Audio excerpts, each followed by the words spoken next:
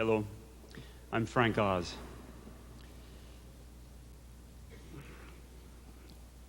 Jim and I were opposites in so many ways. I think it worked mainly because of his patience and understanding, that which we had together, both personally and in performance. And then the creative partnership that I shared with him and others. I knew, not all the time, but in the last 15 years or so, that he was a very singular human being. Looking here, I think I only realize now how large a man this was, this man that I just worked with and played with and had so much fun with. And we did have fun. We had such great silly fun together. The best thing of all, the best thing is when you watch Jim laugh until he cried.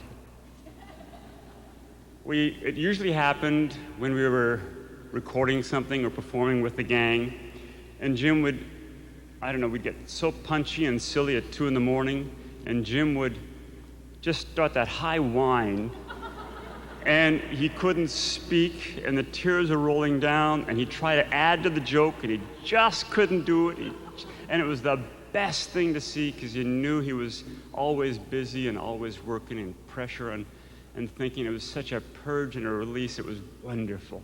The best thing to see him do that. I can't tell you how much he supported me. I joined when I was 19, 27 years ago.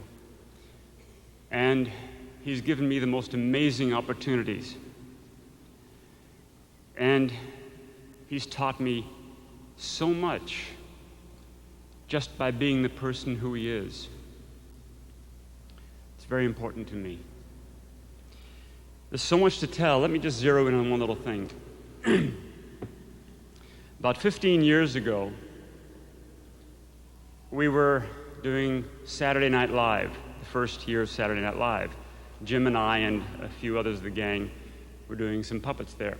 And it was before Christmas, and it was just prior to dress rehearsal. The other guys had gone away to have lunch or something. So Jim and I were hanging around the halls. And as I recall, it was the hallway, Jim came up with a camera. And he said in his own quiet, enthusiastic way, he said, Frank, I need to go in the dressing room with you, and if you could take off all your clothes so I could take a picture of you naked. I said, whoa. I said, what? He said, I really need to do this. I need to take some photos of you naked. We discussed this for a while. I said, okay. All right. So we went in the dressing room, and I took off all my clothes, buck naked. Locked the door, of course. And he told me how to pose. He said, put your hands over your genitals, which I was glad to do. Bend over like this, and look into the camera in a state of shock, which was not difficult at that time. So I bent over, and I looked like that, and he took some photos of me naked. Okay, no problem. I got dressed, we did the show.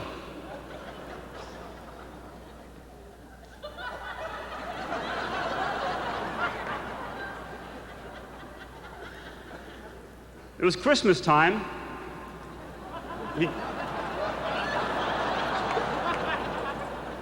He gave me a gift. The gift was about this large, I have it. And the gift, I'll describe it to you, it's difficult. It's more like made of some of Bert's toys, and it was a wall-hanging sculpture kind of thing, about this big. And it was a head of Bert, and Bert's arms are holding a ledge. And on the ledge are about a dozen little Berts, tiny Berts you can buy in the stores at that time, about 1.5 inches high. And you could turn them in different directions, looking over there, and looking back at the big bird's head while the big bird was looking down at the little birds. And on that ledge, underneath the birds, were faces, photographs that Jim obviously took of many of the shop people, the workshop people, several of which were responsible in the making of Bert, and certainly all of which were responsible in the making of the Muppets.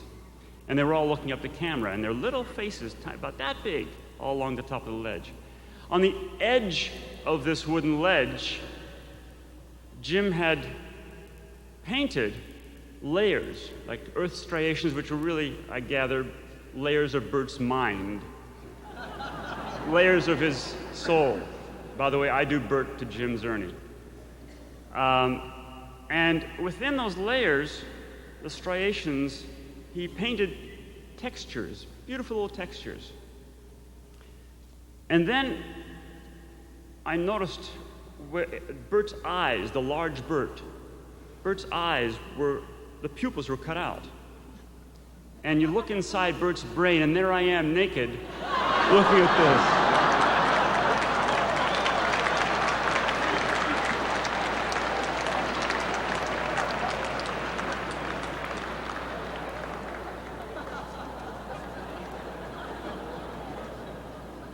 I knew he had a good reason. I say that to share that with you. Oh, by the way, he entitled it Bert in Self-Contemplation. I share it with you because so much of Jim is in that gift. The detail that he loved so much, Persian rugs and trees and life, the detail in the layers, the textures, he had so much fun. I just see him hunched over, real gleeful, giggling, doing this. And I could see him just cutting those little photos out so he doesn't cut the ears or the nose off of the photo people, and he pasted them on himself.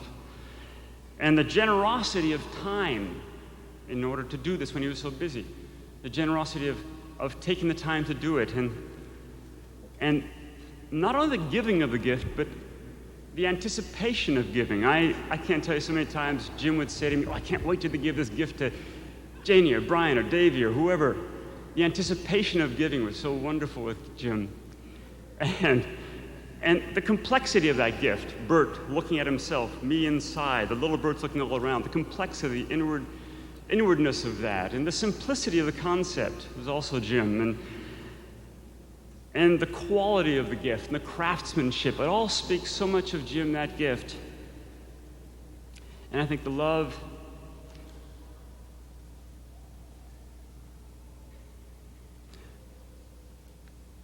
I think that's what I knew. He loved me and I love him.